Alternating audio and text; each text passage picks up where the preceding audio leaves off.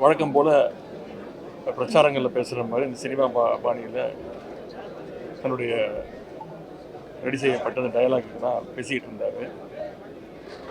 அதன் பிறகு சில தவறான தகவல்களை உண்மைக்கு மாறான தகவல்களை அவையில் பதிய வைக்கிறதுக்கான அந்த வேலையை ஆரம்பித்தார். உடனே நானும் நம்முடைய சட்டமன்ற உறுப்பினர் என்னுடைய எதிர்ப்பை தெரிவித்தோம். பாயிண்ட் ஆஃப் ஆர்டரில் எனக்கு பேசுவதற்கு அனுமதி அளிக்க வேண்டும்னு கேட்டேன். பாயிண்ட் ஆஃப் ஆர்டருங்கிறது ஒரு சொல்கிற ஒரு விஷயம் தப்பு, ஆதாரமே தான் பேசக்கூடாது அப்படிங்கிறதுக்கு சொல்கிறதுக்கு தான் பாயிண்ட் ஆஃப் ஆர்டர். ஆனால் சபாநாயகர் எங்களை அனுமதிக்கலை. நேற்று நான் பேசும்போது, எதிர்க்கட்சி தலைவராக நான் பேசும்போது பல அமைச்சர்கள் குறுக்கிட்டு பேசினாங்க. முதலமைச்சர்கிட்ட கேள்வி கேட்டாலும் முதலமைச்சர் நேற்று எந்த பதிலும் சொல்லவே இல்லை. ஆனால் பல அமைச்சர்கள் எந்திரிச்சு பல முறை குறுக்கிட்டு பேசினாங்க. சொன்னதையே திருப்பி பேசினாங்க. ஒரு அமைச்சர் நாங்கள் பேசி முடித்து வீட்டுக்கு போன சபாநாயகர் அவை நேரம் முடிஞ்சிடுச்சு அப்படின்னு சொன்னதுக்கப்புறம் நாங்களாம் கிளம்பி வீட்டுக்கு போயிட்டோம். அது வரைக்கும் வீட்டுக்கு போய் சேர்ந்த வரைக்கும் இன்னொரு அமைச்சர் அதுக்கு விளக்கம் கொடுத்துட்டு இருந்தார், பதில் சொல்லிட்டு இருந்தார். அதெல்லாம் நேற்று நாங்கள் வீட்டுக்கு போய் தான் நாங்களே தொலைக்காட்சி மூலமாக பார்த்தோம். இப்போ நான் நேற்று பேசும்போது பல அமைச்சர்கள் குறுக்கிட்டு பேசுகிறதெல்லாம் நீங்கள் பார்த்துருப்பீங்க. ஆனால் இன்றைக்கி முதலமைச்சர் ஒரு உண்மைக்கு புறமான விஷயத்த சொல்லும்போது அதை மறுத்து பேசுவதற்கு என்ன ஆதாரத்தோடு பேசுகிறீங்க அப்படின்னு கேட்ட ஒரு விஷயத்தை முதலமைச்சர் சொல்லும்போது அது லிமிட் தாண்டி போகும்போது நான் எந்திரிச்சு எந்த ஆதாரத்தில் முதலமைச்சர் பேசினார், ஆதாரம் தான் கொடுங்க அப்படின்னேன். எந்த ஆதாரமும் கொடுக்கல. ஆனால் சபாநாயகர் முதலமைச்சர் மீண்டும் பேசுவார் அப்படின்னு அனுமதிச்சார். முதலமைச்சர் இன்னைக்கு ஒரு ஸ்கிரிப்ட் எடுத்துகிட்டு வந்திருக்காரு. அந்த ஸ்கிரிப்டை அவர் பேசி முடிக்கிற வரைக்கும் நான் யாருக்கும் பதில் சொல்ல மாட்டேன் அப்படிங்கிற தோணியில் அந்த டைலாக், அந்த ஃபுல் டைலாக், அந்த சீனோட டைலாக் பேசி முடிக்கிற வரைக்கும் யாரும் கட் சொல்லக்கூடாது அப்படிங்கிற மைண்ட் செட்லேயே ஒரு ஷூட்டிங் போனால் எப்படி இருப்பாரோ அதே மாதிரி இன்றைக்கி சட்டமன்றத்தை ஒரு ஷூட்டிங் ஸ்பாட்டாக அவர் இன்றைக்கி மாற்றி காட்டியிருக்கிறாரு. நேற்று நான் அவ்வளோ கேள்வி கேட்டேன். அப்போ ஒரு விட எதிர்த்து வாய் திறக்காத முதலமைச்சர் இன்றைக்கி ஃபுல் டைலாக்கையும் ஒப்பிச்சு வந்துட்டு இன்றைக்கி அதை முழுசாக பேசியிருக்கிறாரு. தொடர்ந்து நீங்களும் ஊடகங்களும் செய்தியாளர்களும் அவர்கிட்ட கேள்வி கேட்க எவ்வளவோ முயற்சிகள் எடுத்துக்கிட்டு இருக்கீங்க. உங்களுக்கும் பதில் சொல்ல மாட்டேங்கிறாரு, அசம்பிளியில் எங்களுக்கும் பதில் சொல்ல மாட்டேங்கிறாரு. ஒரு முதலமைச்சராக நாங்கள் அவர்கிட்ட எதிர்பார்க்கிறது, நாங்கள் கேள்விகளுக்கு மக்களுடைய கேள்வியை தான் நாங்கள் கேட்குறோம். மக்களுடைய கேள்விகளுக்கு ஒரு முதலமைச்சர் பொறுப்பாக பதிலளிக்க வேண்டும். இதுதான் நாங்கள் எதிர்பார்ப்பது, மக்களும் அவர்கிட்ட எதிர்பார்ப்பது. ஆனால் இது எல்லாத்துக்கும் மேலே என்ன நடந்தாலும் அது திமுக மேலே பழி போடுறதையே ஒரு பழக்கமாக இந்த அரசு வச்சிருக்கு. அதனால தான் ஊடகங்கள் மூலமாக நான் முதலமைச்சரை கேட்டுக்கொள்வது, நேற்று நான் பல கேள்விகளை வச்சுருந்தேன். சிலவற்றை மட்டும் இங்கே மீண்டும் கேட்க விரும்புகிறேன். ஆளுநர் சட்டசபைக்கு வரும்போது, இதுதான் மரபு மீறப்பட்டிருக்கு. ஆளுநர் சட்டசபைக்கு வரும்போது ஆரம்பத்தில் தமிழ்தாய் வாழ்த்தும், முதல்ல தமிழ்தாய் வாழ்த்தும், இறுதியாக நிகழ்ச்சி முடியும் போது இறுதியாக தேசிய கீதமும் பாடுவது தான் வழக்கம். ஆனால் இந்த முறை ஆளுநர் வரும்போது மரபு மீறப்பட்டு 2 முறை ஏன் தேசிய கீதம் பாடப்பட்டது அப்படின்னு கேள்வி கேட்டேன். இதில் என்ன தப்புன்னு என்ன கேட்டாங்க. நான் சொன்னேன், தப்பு கிடையாது தான், வாழ்த்துக்கள், தமிழ்தாய் முதல்ல பாடிட்டீங்க. ஆனால் தேசிய கீதம் 2 முறை பாடப்பட்டது தப்பு. தமிழ்தாயை 2 முறையோ 3 முறையோ நீங்கள் ஒலிக்க வைக்க வேண்டியதானே அப்படின்னு நான் கேள்வி கேட்டேன். அதுக்கு பதில் சொல்லணும். இதுக்கு என்ன விதமான காம்ப்ரமைஸ் அடைஞ்சிருக்கீங்க நீங்களும் ஆளுநரும் அப்படின்னு கேள்வி கேட்டேன். அதற்கு எந்த விதமான ஒரு பதிலும் கிடையாது. அதுக்கு என்ன சொல்லியிருக்காருன்னா, கலைஞருடைய படத்திறப்புக்கு பிரசிடெண்ட் வந்தார், அப்போ நீங்கள் போட்டிங்க அப்படின்றாரு. ஒரு முதலமைச்சருக்கு இந்த புரோட்டோகால் கூட தெரியாமல் இருக்கிறது ரொம்ப வருத்தத்திற்குரிய ஒரு விஷயம். பிரசிடெண்ட் வரும்போது பிரசிடெண்ட்டுக்குன்னு ஒரு புரோட்டோகால் இருக்குது. ஆனால் ஆளுநருக்கு அப்படிலாம் கிடையாது. பிரசிடெண்ட்டுக்குன்னு ஒரு புரோட்டோகால் இருக்குது. அந்த புரோட்டோகால் படி தான் அன்றைக்கு அந்த தேசிய கீதம் அன்னைக்கு பாடப்பட்டது. அதே மாதிரி நான் முதல்வன் திட்டம் கிட்டத்தட்ட 41 லட்சம் மாணவர்கள் பயன்பெற்றிருக்கிறாங்க, பல சாதனைகள் செஞ்சுருக்கிறாங்க.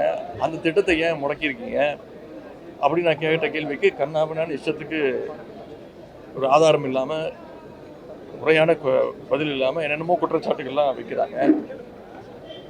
மின்வெட்டு தொடர்பாக கேட்கப்பட்ட கேள்விகளுக்கெல்லாம் மீண்டும் அதான் அவகாசம் கேட்குறாங்க. அதையும் தூக்கி திமுக மேலே பழிய போட்டுட்டு ஃபியூஸ் கேரியரை பிடிங்கிட்டு போயிட்டாங்க அப்படின்றாங்க. எந்த விதமான கேள்விக்கும் ஒரு தெளிவான பதில் இல்லை.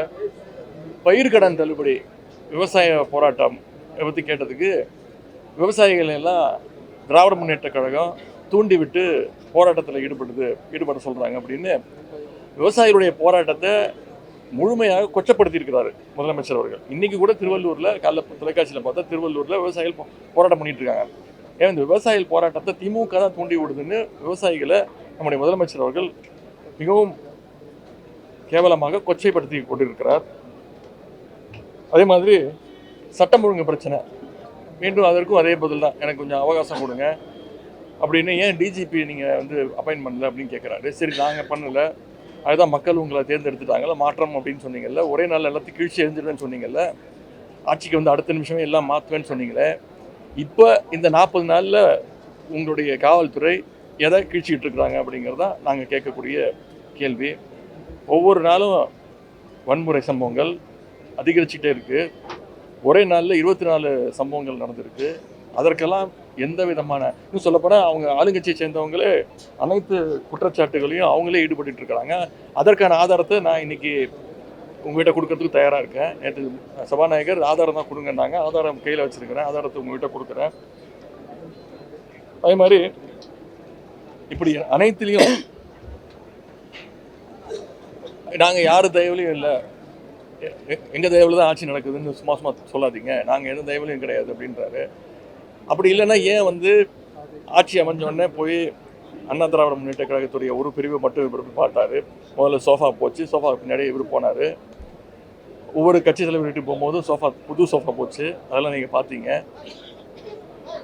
இப்போ அண்ணா திராவிட முன்னேற்ற கழகத்துடைய ஆட்சி அமைஞ்சதுலேருந்து இன்றைக்கி வரைக்கும் ஒவ்வொரு சட்டமன்ற உறுப்பினரை, அதுவும் அங்கே கட்சி அலுவலகத்தில் கூட கிடையாது, இங்கே சட்டமன்ற வளாகத்திலேயே போய் அமைச்சருடைய அறைகளே போய் கட்சியில் போய் சேர்ந்துட்டு இருக்கிறாங்க. இவங்க அமைச்சர் சட்டமன்ற உறுப்பினர்கள் ராஜினாமா பண்ணிவிட்டு மேலே அமைச்சரோட ரூம்லேயே போய் கட்சியில் சேர்ந்துக்கிறாங்க.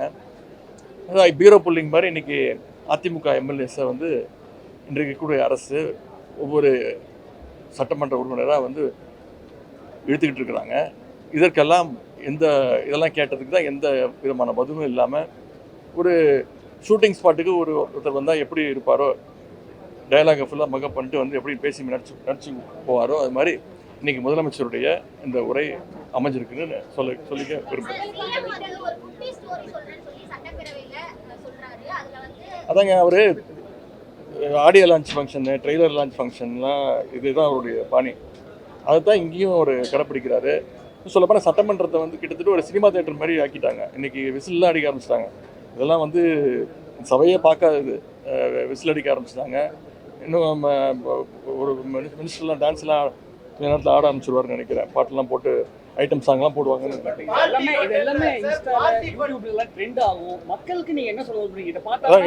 அதான் இது வந்து முழுக்க அவங்க வந்து இந்த சோஷியல் மீடியாவில் ட்ரெண்ட் ஆகணும்னு, ரீல்ஸாக போகணுன்னு. இன்றைக்கி முதலமைச்சரோட பேச்சை நீங்கள் எடுத்து பார்த்தீங்கன்னா கிட்டத்தட்ட ஒரு அரை மணி நேரம் பேசியிருக்காருன்னா அதில் ஒரு 10 ரீல் தேரும். வந்து பிளான் பண்ணி தான் பண்ணுறாங்க. இது ஃபுல்லாக ஸ்கிரிப்டடாக தான் இருக்குது. இது நாங்கள் எதிர்பார்த்தது தான். ஓரளவுக்கு மேலே பொறுத்துக்க முடியல.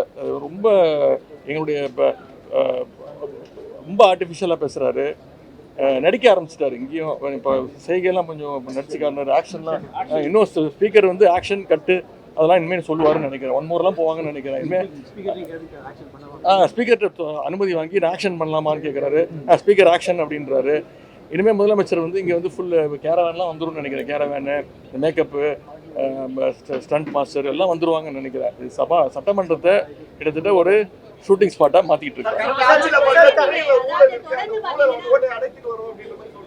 சரிங்க, சொல்லலாம். ஆதாரம் என்ன இருக்குது? அப்புறம் ஊழல் பண்ணியிருக்கோம் ஆதாரம் இருக்குன்னா கோர்ட்டுக்கு போங்க, கோர்ட்டில் நாங்கள் இப்போ ஃபேஸ் பண்ணுறதுக்கு ரெடியாக இருக்கோம்ல. சும்மா பொதுவாக வந்து பொதுக்கூட்ட மேடையில் பேசுகிற மாதிரி, பிரச்சார கூட்டத்தில் பேசுகிற மாதிரி அசம்பிளியில் வந்து பேசிகிட்டு இருக்க முடியாது. அதுக்காக தான் நாங்கள் பாயிண்ட் ஆஃப் ஆர்டரில் நாங்கள் குறுக்கிட்டு,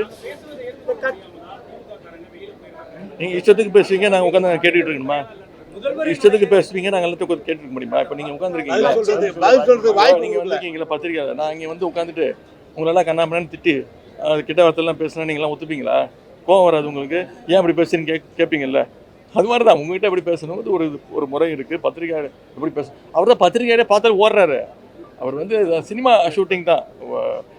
டைரக்டர் ஒன்று தேவை. இப்போ அந்த டைரக்டராக நம்முடைய சபாநாயகர் இருக்கிறாரு, அசிஸ்டன்ட் டைரக்டராக அங்கே இருக்கக்கூடிய அமைச்சர்கள், துணை சபாநாயகர் எல்லாம் இருக்கிறாங்க.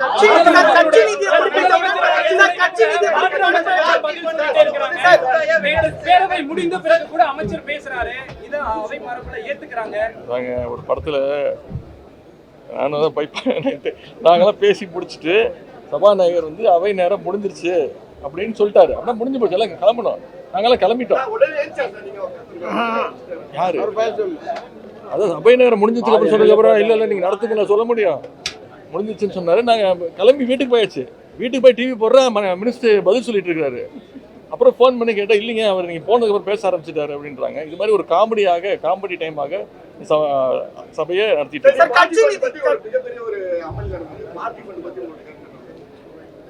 எந்த பார்ட்டி யார் யாருக்கு கொடுத்தாங்க, ஏதாவது ஆதாரம் இருக்கா?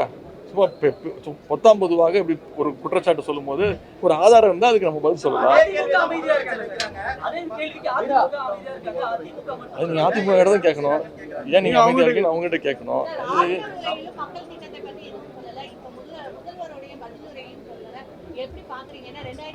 இது ஒரு சினிமா ஷூட்டிங் தாங்க உள்ள நடந்துக்குது.